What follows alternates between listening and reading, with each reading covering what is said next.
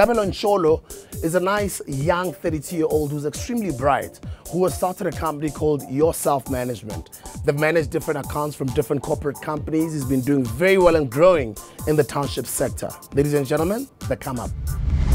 I didn't put pen and paper into it. It was by pure default for me to do this. Until 2007, I then developed more courage, starting doing promotions in different clubs. Then 2007, and I met a client that introduced me to marketing and asked me to do promotions for them in Soweto. To me, it made sense. With events, you spend so much time doing planning, and your profit margin, sometimes you're looking at a loss. After a week, I invoiced them 40,000 rand. 40,000 rand for doing a marketing, which is simple, getting the girls do the promotions, and I was making 50% profit on it. And right there, I knew that, okay, this is how I'm going to position the company. And the lady is Michelle Combrick, and I asked her to be my mentor, and I used her company as my benchmark. And that's when I started to have a clear focus and a clear vision of what I really wanted. The black and the red, it's our corporate identities, because if you remember that black says powerful and red it says passion. It just says to you, we believe in what you do, as we believe in the brand being powerful, and we are passionate what we do. The biggest challenge was financial management.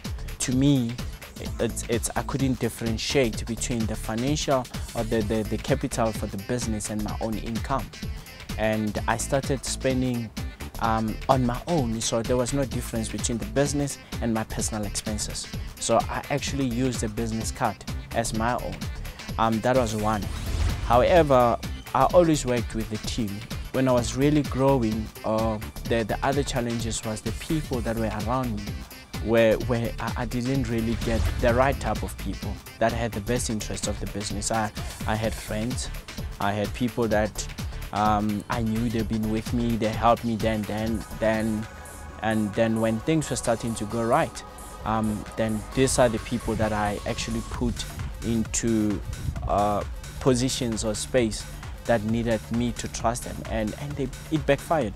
It backfired big time, in a way that the same people have let me down. At one point, 2007, I was doing well.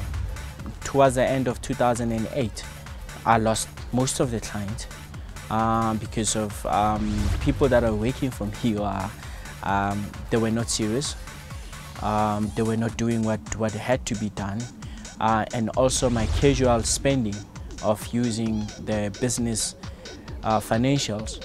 I had nothing. 2009, beginning of it, actually, it was one of my worst years. Everything was just going against me. And when I went through that moment, everyone has just moved away from me. I was just on my own. People that I spent time with, I spent the same money on, they had no time for me. So that was one of the learnings I did, that when you're running a business, sometimes you have to be strict about your vision. You need to be, I won't say selfish, but always consider that not everyone has your best interest.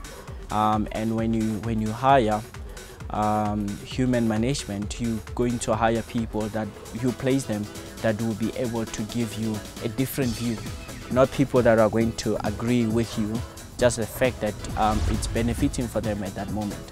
So that was the other learning. The other learning is also, of course, getting the right people just surrounding them. Basically, this is where the magic is happening.